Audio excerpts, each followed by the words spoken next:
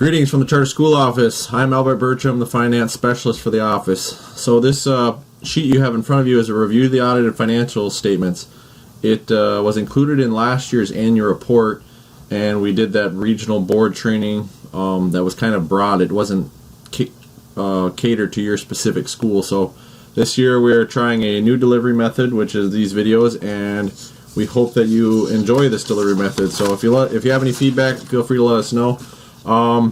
So this document summarizes the audit into 4 pages. It has a little bit more information on the enrollment page. It's not all from the audit. That stuff's from CEPI, but I'll get to that. And then there's a couple calculations which I'll go through with you as well. So this review sheet can be compared from year to year really well. So that's why we use it in our office. So I'll just show you where the stuff's derived from, and we'll go from there. So starting in the statement of net position area. Close these out down here. Statement of net position area.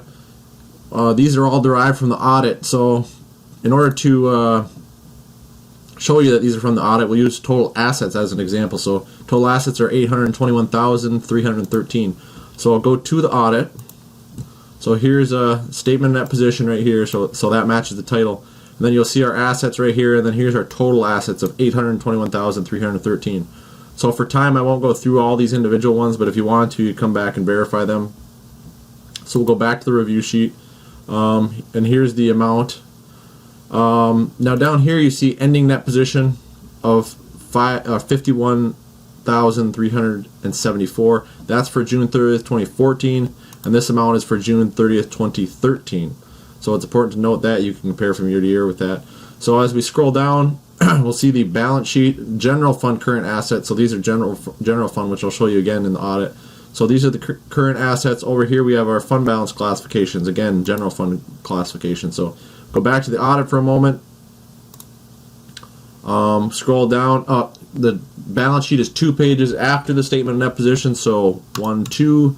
Here's where it says balance sheet up here.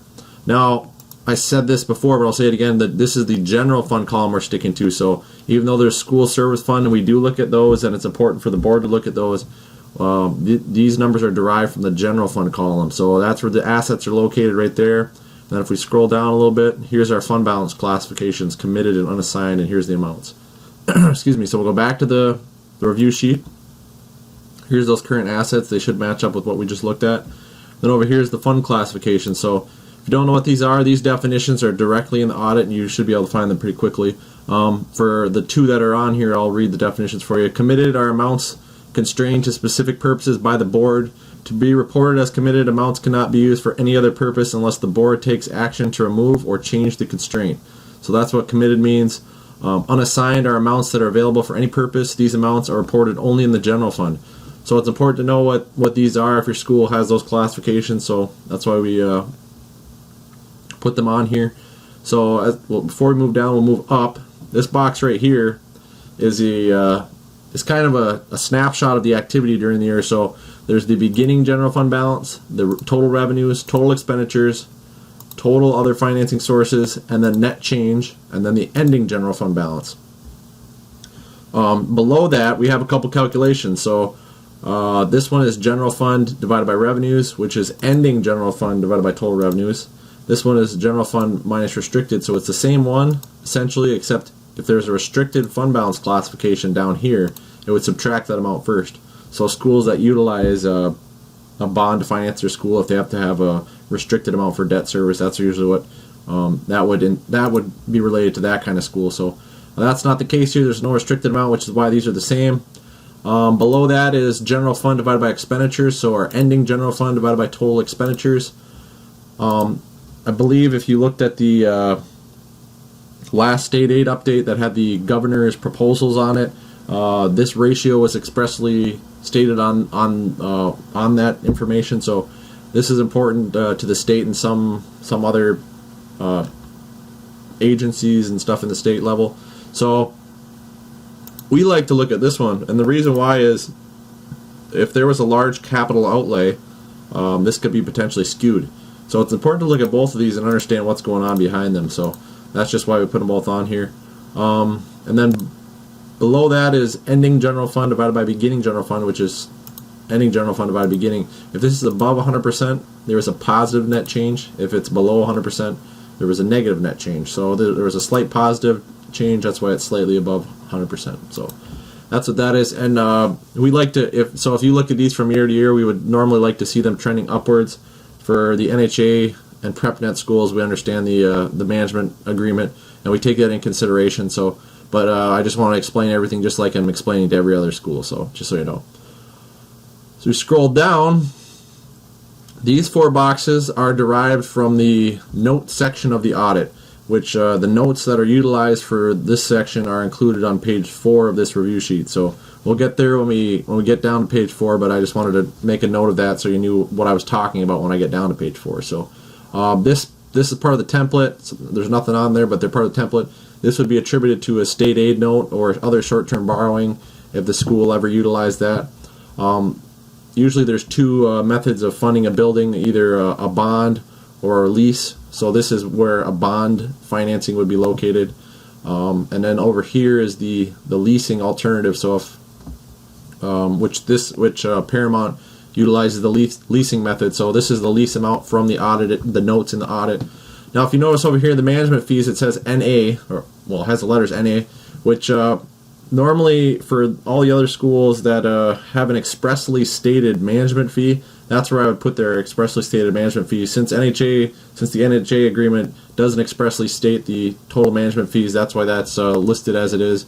Now I could put 0.01 in there and then have these all zero out, but then it looks like these could be potentially zero without having the expressly stated number by the auditor.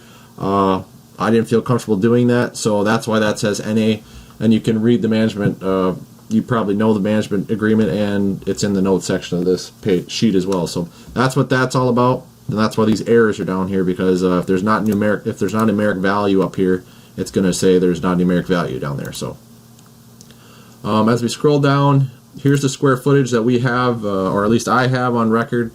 So if it's different from that, let us know. We had a couple other schools that had a basement storage area that they didn't want included in their square footage. So let us know if this is inaccurate. It impacts a couple of these calculations. So we'll go through those now. Revenues per square foot takes the total revenues and divides by that square footage. Same thing with expenditures per square foot. And then the difference, which is 0, and then payment per square foot. Now payment per square foot is a little bit different. It takes the total lease payment during the year and then divides that by the total square footage. So this is kind of a means of comparison between the bonded schools and the leased schools. So it allows me to kind of have a comparable metric to compare them. Now, nothing's absolute, of course, but it's something versus nothing. So just for your information, the average for Bay Mills charter schools is $14 for payment per square foot. So Paramount is actually slightly below that, the average for Bay Mills schools. And operations and maintenance per square foot takes the line item down here, I'll scroll down, of operations and maintenance, and then divide that by the total square footage. The average for Bay Mills schools is $18 for that amount. So this amount is just $1 over that, which is pretty good.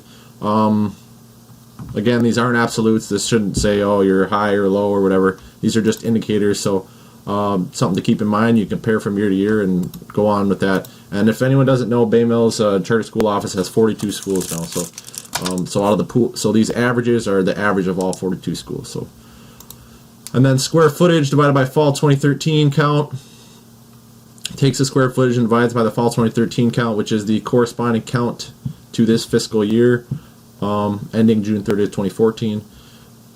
So we'll scroll down. The next page is the general fund comparison.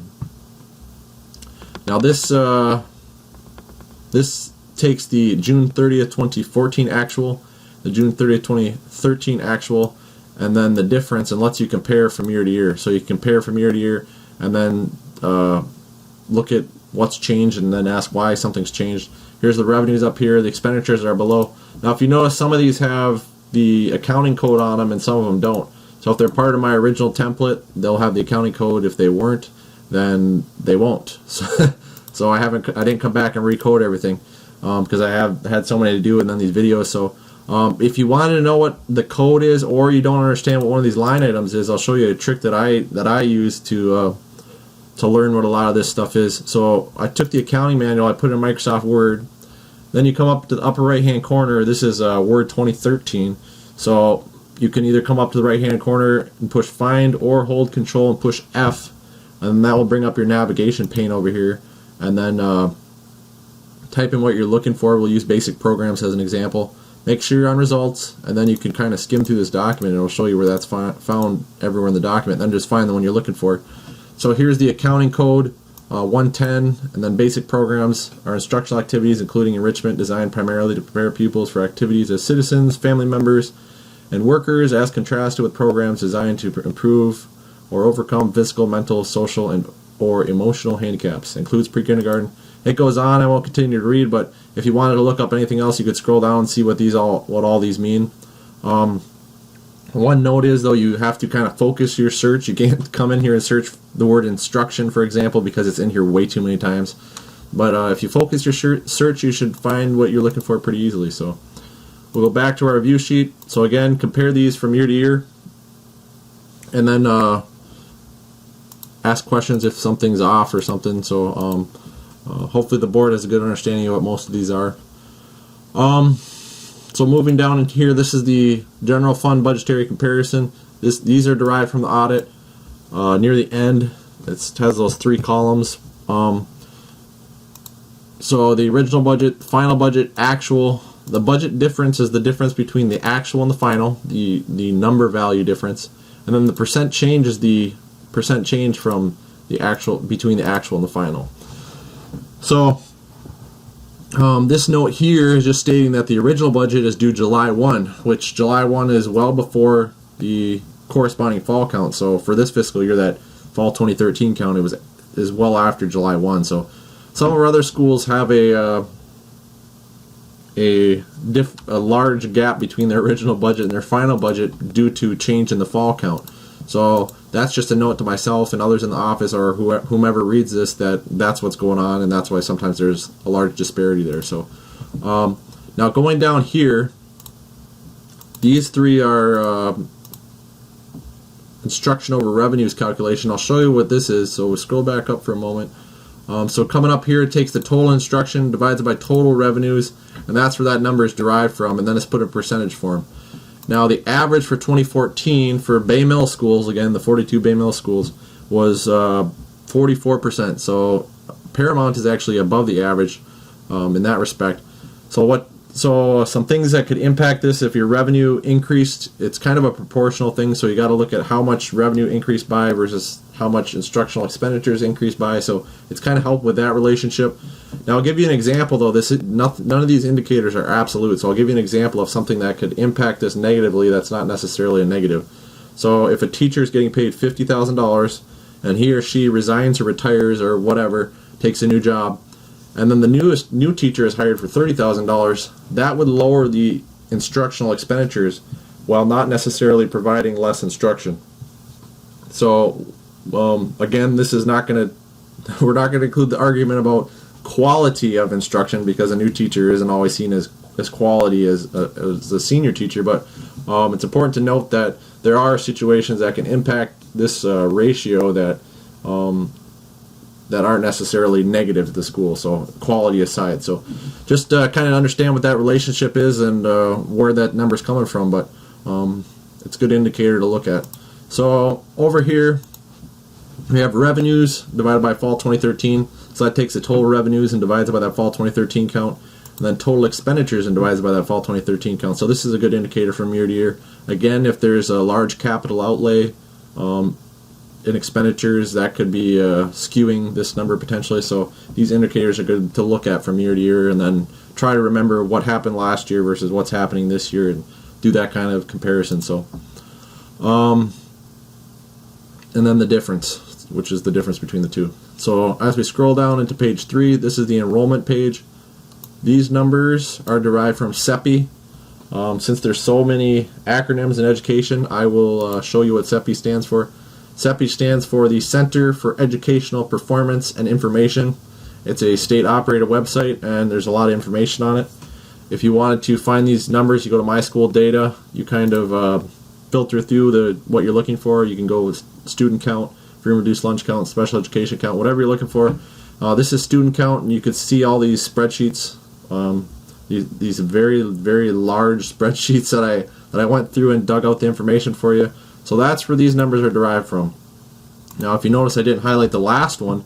The last one's actually an unaudited number that I received via Epicenter, which Epicenter is the program that transfers files and information from the school to the charter school office. So that's what Epicenter is. If you hear that term used in discussions, that's what Epicenter is. And this was on the form, which the form was called DS 4061. So this is the number from that form that I received this fall. And so that number is subject to change if the audited number is different from that. So just so you know. Now over here, these are for our numbers people. These show a percent change from count to count. And then below that we have our graphical display of the data for those who are visual people. So there has actually been a slight trend downward at Paramount. So you can see that kind of in the data.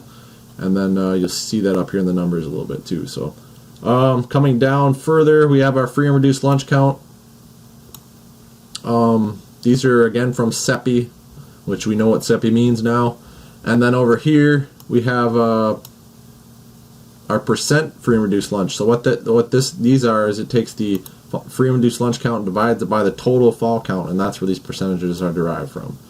And then below that we have our visual display of the data for our visual people. So that's the visual display of these counts up here. So as we move down to page 4, this is the note section of this sheet, and they're also derived from the note section of the audit. So if you notice, I have page numbers on here. These are page numbers from the audit. So if you wanted to go look this stuff up, you could do that. Here's the debt section, so anything with debt, which is why the operating lease is there. So here's the lease information for the building. Down here, this is the management company note. Now, if you notice, I included revenues, private sources. NHA represents a contribution granted by NHA for excess of academy expenditures over public revenues available. And that's on page 12 if you wanted to go look up the management company information. But I'll scroll back up for a moment, and you'll see in the revenues that there's actually a private sources NHA of 382. So if you didn't know what that line item is, that's actually showing that NHA put some revenue back in the school, so which is explained down in the notes. So if you didn't know that, that's what that is. And then no findings, which is good. For those who are interested in statistics, I said earlier that Bay Mills has 42 schools, and out of our 42 schools, we had 8 total findings, and 4 of those findings were related to small schools that didn't have enough segregation of duties. So we really only had like 4 findings, and so good. Bay Mills schools are doing pretty good in respect to findings, so good job. And then BMCC notes is the just a couple other notes that aren't related to either management company or debt. So there's something on here about the net position, and then the charter expires in 2020. And these again are from the audit, page 12 and 5 and 6. So this information is reviewed. So I'm not the only one looking at it. And then my contact information is albertb@bmcc.edu. If you have any questions, concerns, comments, let us know. You can tell me via email, or you can just let your field rep know, and I'm sure he'll get back to us. So thanks for all you do for the children of Michigan. We hope you enjoyed this delivery method over having to travel to a regional board training. So have a good one. Stay warm. Bye.